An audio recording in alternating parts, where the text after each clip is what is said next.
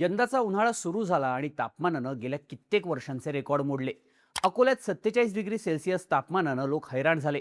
उन्हाची तीव्रता एवढी होती की यावेळी महाराष्ट्रात उष्माघातामुळे जवळपास 10 जणांचा मृत्यू झाला.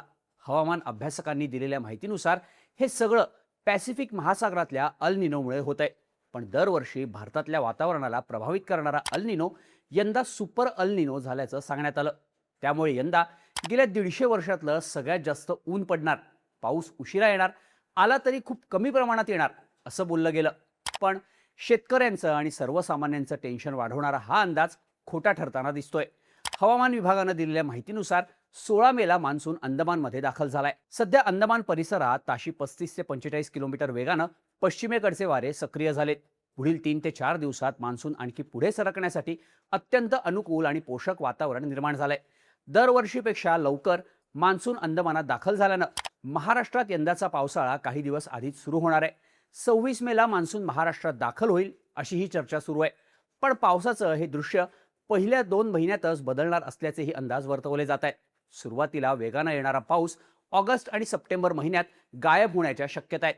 पण मान्सून महाराष्ट्रात नेमका कधी येणार, किती प्रमाणात पाऊस पडणार, पावसाळ्याच्या 2 महिन्यात सुपर अल निनोचा प्रभाव किती धोकादायक आहे, सगळ्या प्रश्नांची उत्तरं जाणून घेऊयात या व्हिडिओमधून. नमस्कार, मी शार्दूल आणि तुम्ही बघताय बोल व्हिडिओ. ज्यामुळे भारतातलं तापमान प्रभावित होतं तो अल निनो यंदा गेल्या 150 वर्षातला सगळ्यात जास्त उष्ण असल्याचं सांगितलं जात होतं. यंदा उन्हाचं प्रमाण तर जास्त असणारच, पण पावसाचं प्रमाण सुद्धा कमी होणार असं बोललं गेलं. या अंदाजांमुळे शेतकऱ्यांचं टेन्शन वाढलं होतं, पण तेच आता दूर झाल्याचं दिसतंय. भारतीय हवामान विभागाच्या पोर्ट ब्लेअर सेंटरनं वर्तवलेल्या अंदाजानुसार 16, 17 आणि 18 मे या 3 दिवसात अंदमान आणि निकोबारच्या बेटांवर वादळी वारे आणि विजांसह मुसळधार पाऊस होणार आहे. 16 मेलाच मान्सून अंदमानमध्ये दाखल झाल्याची बातमी आली. त्याआधी अंदमान निकोबारच्या उत्तर ते दक्षिण अशा प्रत्येक ठिकाणाला येलो अलर्ट देण्यात आला. हा पाऊस मान्सूनच्या आधी तयार होणाऱ्या वातावरणाचा भाग असल्याचं सांगितलं जात होतं. पण IMDने दिलेल्या माहितीनुसार हा पाऊस मान्सूनचाच आहे.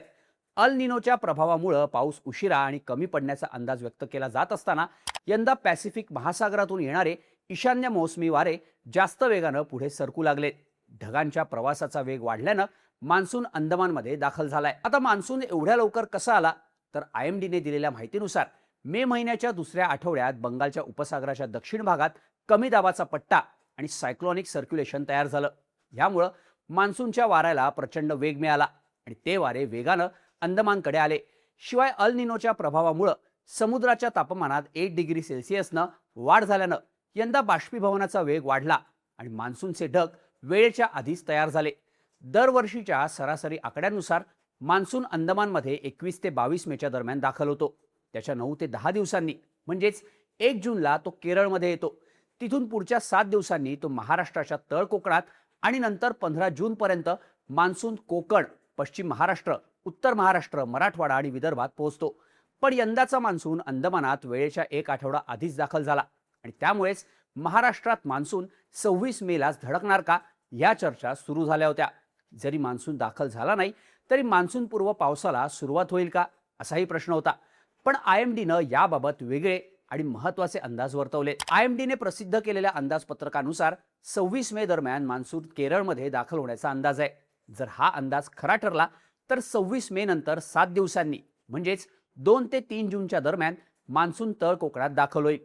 त्यानंतर 10 जूनपर्यंत पूर्ण महाराष्ट्रात पावसाला सुरुवात होईल असा अंदाज वर्तवण्यात आलाय. या अंदाजामुळं पावसाबद्दल देशात तयार झालेलं चिंतेचं वातावरण शांत होताना दिसतंय. हवामान विभागानं 16-17 मेसाठी केरळच्या इडुक्की आणि मलप्पुरम जिल्ह्याला ऑरेंज अलर्ट दिलाय, तर कोट्टायम, थ्रिसूर आणि वायनाड सहित बाकी 8 जिल्ह्यांना येलो अलर्ट देण्यात आलाय.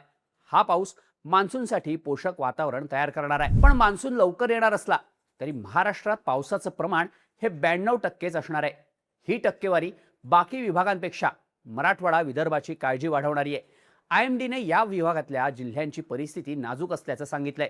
अमेरिकेची हवामान संस्था national oceanic and atmospheric administration अर्थात NOAAच्या मते यंदाचा अल निनो हा भारतीय पर्जन्यावर खूप परिणाम करणार आहे.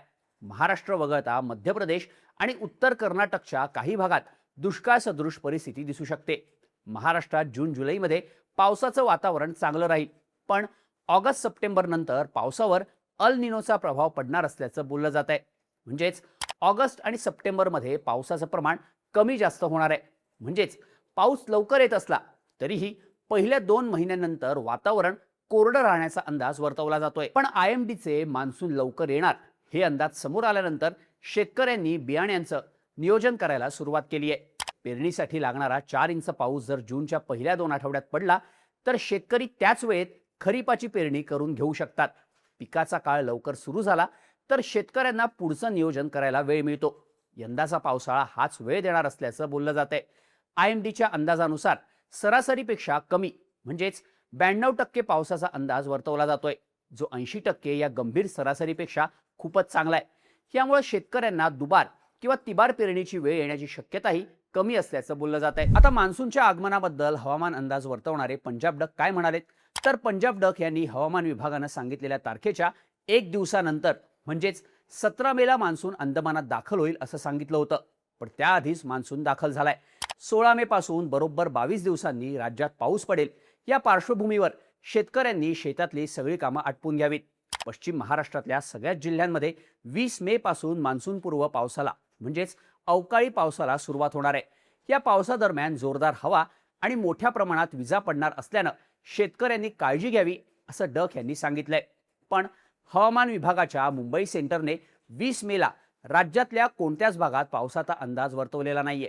पण एकंदरीतच कडाक्याच्या उन्हानंतर मान्सून राज्यात दरवर्षीपेक्षा लवकर दाखल होणार असल्यानं आनंदाचं वातावरण पाहायला मिळतंय.